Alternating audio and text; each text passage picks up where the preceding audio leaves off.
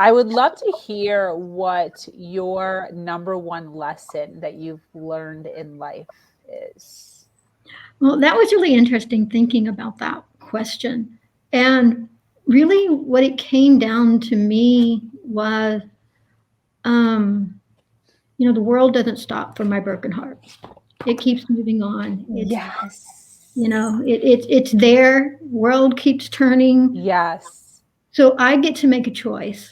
Am I Yes. going to be a victim, or am I going to learn how to live? And am I going to learn how to work through what I need to work through? Am I going to learn how to embrace life and really go out there and make it work? And the only way you can do that is to take responsibility for your own healing. We're not saying take responsibility for what happened to you, but you are responsible for your healing. And if you'll take that responsibility, that will empower you to make more changes than you have any idea. And quite frankly, I think the best revenge in life Okay. is living a great life, you know? Yeah. That you don't allow another person to take that away from you. You may have to struggle and fight and push your way until you get there, but it's worth every bit of the effort that it takes. Absolutely. Yeah. No, I totally agree with that. And, you kind of saying that makes me, think about my past and some of the disempowering beliefs that I've had, in my past and how I've had to change my mindset with a lot of things. What was one of the most disempowering beliefs that you've had in your life? And what do you believe now? So, one of the biggest struggles I've had is with learned helplessness. And the best way I know how to describe that, if you've ever seen a video where the baby elephant is tied to a pole of some kind and he can't get free, and he's tied to that pole until he's an adult, and he doesn't realize now as an adult he's way more powerful than that pole. Yes. That's what learned helplessness is. Okay. And so I had so many years of choices so many years of stuff that I had no power over, that I couldn't change, that I couldn't make a difference. And so there are still moments where that'll kind of come up. And I have to remind myself that's just not true. Number one, I can give you all kinds of examples just from what we've been talking about where shows that that's not true. Choices I have made that allowed my life to change and to go on and be better. And now what I do when that comes up is I remind myself it's okay. It's okay that I feel this way at the moment. Yep. It's okay that I don't know the answer because that's what triggers it a lot. Oh my God, I don't know what to do. Yes. And so, that Yes. being out of control and what's going to happen. And I remind myself, it's okay. I don't have the answer yet. And that's the key word, yet. I can and I will figure out what needs to happen. I mean, today was a great example how we worked together trying to figure out what was Yes. with the video. And I absolutely had no anxiety about it. It was really surprising. But those moments where things are important and something's interfering with that. And so now today I know it's not true, and I just have to recognize when it pokes its head out. Definitely. Definitely. I agree with that. So, um, already, there's so much information that I appreciate you sharing with us. I appreciate you sharing your journey and, some of the past stuff that you've gone through. People who are listening now live, people who are going to be listening on the replay, we would love to know what you do. What's your business? How do you help humankind? Thank you. So a year ago, I retired from the VA, where I had been a therapist working with veterans who were struggling with addiction and trauma. And when I left, I had to figure out what I was going to do next. And through a process, the way that it looked like I could best use my skills were to turn around and start working with high achievers, people like doctors, lawyers, CEOs, entrepreneurs, these folks who struggle with stress and overwhelm, and as a result, their personal life is significantly impacted. Yeah. They're not going on their date nights. They're not going to their kids' activities. They're feeling really guilty about, not doing all these things. And yet, their only way that they know how to respond to it is to bring home more work at home, bring it home over the weekend. Right. Skip the holidays, skip the birthdays, skip all these different things. Some have even tried to do some of that, what they call work-life balance, but without a solid foundation, like we were talking about earlier, it's just like going on a diet. You make the Yes. change, but it's not going to stand. It's not going to last in the long run. Yep. So what I do is I work with leaders to be extraordinary by helping them to significantly reduce their stress and overwhelm so that they are focused, energized, and reinvigorated at work and at home. So now the first thing we're going to do is clarify what are your priorities? What do you think they are? Because if your time, money, and energy do not reflect that, they're not really your priorities. You think Got it. you want them to be, but they're Yes. Okay. I you know, totally get that. and it seems so obvious, and yet so Yeah. many people miss it. Somebody asked, how is it I was able to retire with a deferred retirement? Well, and what that means is I was too young to leave and get money right off the bat. Okay. Yeah. The reason I could do that is that I learned to pay myself first. And that money sat there. I only took from it if I absolutely had to, and then I paid it back because that money was considered to be part of my retirement. Yeah. And even now, I dip in it with the intention of repaying every penny of it. So, when we do this, we have the resources that we need down the road, and we don't have to be stuck in situations that we don't want to be in. And so when you're working with me, the first thing we're doing is we're getting your foundation set. We want to make sure that you're clear. And when you start making decisions, your decisions are streamlined, because if they don't support your priorities, most of them need to be a no and you keep going. Yeah. That means that there's less conflict between choices. And more likely, those conflicts are going to come up when you have priorities that are in conflict with each other because of this particular decision. Yeah. That's much easier to deal with than all this other stuff that fills our head and goes, oh, but what if, and how about this, and everybody else? And it's like, but it's not yours. Yeah. So you're clearer about what are your opportunities. And that reminds me of when I was when I started with the VA. I started as an intern, and then I took a fellowship. Well, back then, to get into the government, there was a big, long, nasty process to do this. But if you were an intern, a year from your graduation, you could get into the job missing all of that. Well, I went into the fellowship, and that fellowship counted as part of that year time that I had to do. And that fellowship started 2 months after I graduated. So Wow. I'm getting toward the end, and I'm having to make a decision really fast about, trying to get a job. And I've got applications all over the US. So finally, I get offered this job at Poplar Bluff. VA, and it's a job with the nursing home, and it was okay. It was all right. I wouldn't mind doing it, but I had learned that because my fellowship qualified at a certain level, that a year later, when I completed my fellowship, I actually qualified for an increase. So that was a big deal, going from a 9 to an 11, if you know anything about the government system, was a significant change. And so I'm talking to them, and they're not really willing to do that. They said, when I get there, we'll pursue it. I'm like, well, great. So a year later from now, I'll get it. And not not really even a job I'm excited about. Yeah.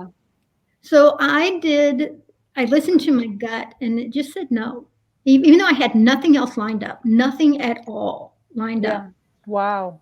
Within a week or two on a Sunday, I got a call, said, "We want to interview you tomorrow." Wow. This was with the South Dakota VA in Fort Meade, and it was for a mental health role as a therapist that worked inpatient and outpatient, everything right in line with what I wanted. And Wow.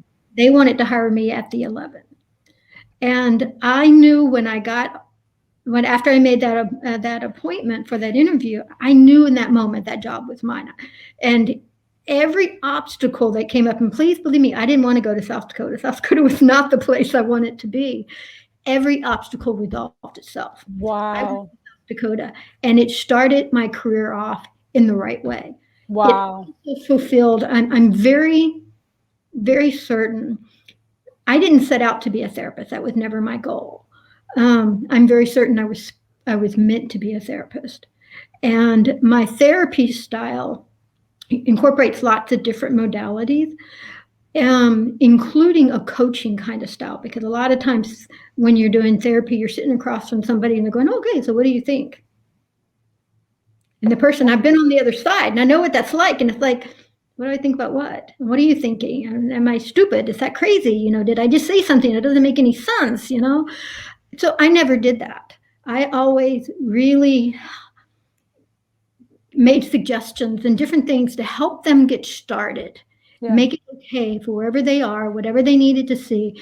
If all they wanted to do was sit across from me and be quiet, that was okay. We'll start there. That's fine if that's where you're at. But if it's just because you're not sure what to say, let me help you get started. And then Got it. Wow. and so really more engaging, more working together. And my clients stayed with me because now they were making changes faster. They weren't just coming there going, okay, now what? Yeah. Twiddling their thumb. Um, so anyway, that naturally developed into the coaching approach and working with others who need this approach. And everything that I am hearing and I'm reading says we are moving into a very different world. And it's a very amazing, very beautiful changes that are coming. Yeah. And the old ways that we've been doing things are not going to be as successful. One of those big changes is the whole emphasis, and COVID has done a beautiful job of demonstrating this, is the importance of our connectivity to each other. And that has to start at home, start in your own life. And that's where my focus is let's set the foundation. Let's get you everything set up so you're happy at home and you're having that time with your family and you're doing what you want to do. And you can still be successful. Matter of Yeah. fact, you'll probably be more successful because now you're not going to have all this extra stuff that's distracting you and wearing you out and stressing you out. So you can stay focused and be productive on what you want to do. This also sets you up now to be a better leader to your people, whoever you're 100%. working with. Yeah. 100%. I agree with that. Thank you for all that. If somebody wanted to work with you, the website over your head, is that the best website that they can find you at?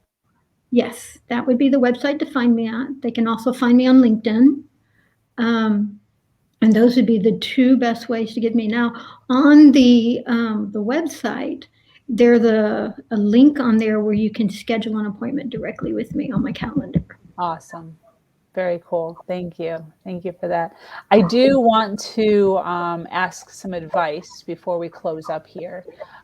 As predominantly the her version platform is followed by females. Mhm. There are men that come in, but it's predominantly females. So for those females that are still listening, we still have people listening live right now, an hour in. Um, they're obviously interested, they're obviously intrigued, they're obviously pulled towards you. What's some advice that you would give to a female who is feeling helpless from trauma that they've endured in their life? Mhm.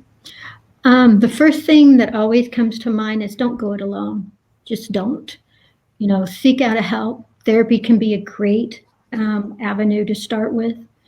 Um, if you've been to therapy and you're having some stuff to come up, it's okay to go back. I can't tell you how many therapists I've had, and I came and I went, because healing is not straight. It's forward, backwards, sideways, forward, backwards, it's all over the place, but the overall direction is forward. So, you know, get the help that you need. If it's a particular issue, you can always consider a coach. Um, make the changes and commit to having the life that you deserve. Don't give up. Don't quit. Don't think this is as good as it gets. Um, I promise you, there are those moments that I went through it and my clients have gone through it. There are so many times you're going, haven't I cried enough tears? Isn't it over yet? When does it get better? Cry the tears, keep going forward. Yeah. Keep moving. The more you heal, the better it gets, the less you're reactive, the more opportunities open up, the more you're able to recognize all of that. And as your healing spreads out to those around you because you're acting differently with them. Yeah. And you're attracting the people you're attracted and interacting with change, because when you're a victim, you attract victims. When you're someone who is, wanting to do better and growing, you attract those kinds of people. Yes. So keep striving, keep struggling, know you're worth the struggle no matter how challenging it may feel. Also remember that healing is a process. It's not a one and done, which is what we've just been talking about. Yeah. Things come up at different times that need to be addressed. Take it as it comes. Don't think you have to be struggling and trying to get everything done now, because you can't. It'll overwhelm you. Yeah. Allow the process to guide you. It will. And you'll start finding things that sound of interest to you. It could be a book. It could be an energy program. It could be somebody doing a nutritional thing. It could be any number of things. Could be Melissa Fairchild on a podcast. Could be me. But yeah, make the commitment, find the way, do it. Yeah. It's absolutely worth it. Yeah, 100%. And I love the fact that you're so open and honest and vulnerable. The fact that, us as coaches have to continue to work on ourselves and have to continue to do our own work. I can't tell you how many times, even today, while talking to you, there's certain things that are said during podcasts sometimes that hit me just right and bring emotion up in areas that I feel as if I've healed, in areas that I feel have gone, come and gone, and I've forgiven and everything is good. And sometimes somebody says something just right and it reminds me that I need to continue to work. I need to continue to heal, and be patient with myself and my inner child. And I appreciate you. I appreciate you saying that, because a lot of times coaches like to give a facade that they're done. Well, and I experience that in the mental health field all the time. I think because they're the therapist, they're the doctor, they're the whomever, they don't need this. And I'm like, you need it more than they do sometimes. Yes. Yes, it's a continuous, and you said that too, healing is all over the place. It's up and down and around and over, and it looks different for everybody else. When you and I first started talking, you corrected me a couple of times as far as, everyone's path is different and nobody's path looks the same. And I so appreciate reminders like that, because sometimes we do forget, we think that, because I healed this way, everybody should be able to heal this way. And that is so not the case. That's so not the case. So I appreciate that. Well, 100%. and we're all ready for different things at different times based on our own strengths and weaknesses and circumstances. And, no two situation is are the same at all. Exactly, exactly. So you mentioned LinkedIn. Is there anywhere else where people can follow you, or is LinkedIn like your number one? LinkedIn is a great avenue. Also, on my website, I do a monthly newsletter. Ooh, So okay. these different issues. And if you just sign up, yeah, it automatically signs you in for the newsletter to come. Plus, on my website, you can see all the previous newsletters that I've done.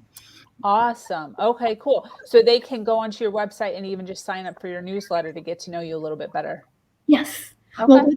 what they'll actually sign up for is my special report. Okay. In the process, they're also signed up for the newsletter. Okay. Awesome. That's great. Well, listen, I thank you so much for coming on. This was absolutely phenomenal. I appreciate your patience and your calm vibrations while we figured everything out today to get us together. Is there any closing thoughts that you'd like to close up with before I close up? I would say if you're wanting to win back time for the things that matter most, let's talk. Yes. Yes, 100%, 100%. So for those of you still watching it now live, I so appreciate you and your support with Melissa and I here speaking. For those of you watching on the replay, make sure that you hashtag replay so that we know that you are here and you are watching and you are supporting and you are learning with us. Um, Thank you to everybody, and thank you, Melissa, for taking some time out of your day to sit down. I so appreciate you. So thank you for joining us here on Her Version. This community is expanding every single day and is filled with females who are striving to do better than they did yesterday. For those of you that are new to this podcast and like content like this, make sure you hit that subscribe button. Make sure you follow, like, subscribe, and share. If you have an amazing story to share of struggle to triumph, be sure to reach out to me here or at herversion.life.